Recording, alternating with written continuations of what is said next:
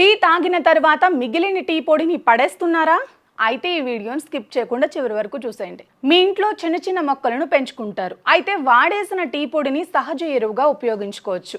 మొక్కల ఎదుగుదలకు కావలసిన పోషకాలను ఇది అందించగలదు. అయితే పంచదార కలిపిన టీ పొడిని ఉపయోగించే ముందు దాన్ని శుభ్రంగా నీటితో కడిగేయండి. అయితే వాడేసిన టీ పొడిని ఉపయోగించి మీరు గ్యాస్ బర్నర్ను తేలికగా శుభ్రం చేసుకోవచ్చు.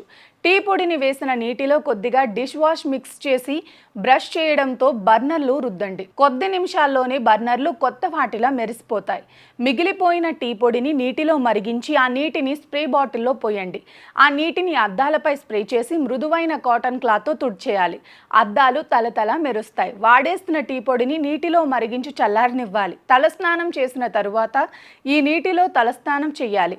ఇది జుట్టుకు సహజమైన మెరుపును అందించడమే కాకుండా జుట్టు మృదువుగా ఆరోగ్యంగా మారేలా చేస్తుంది.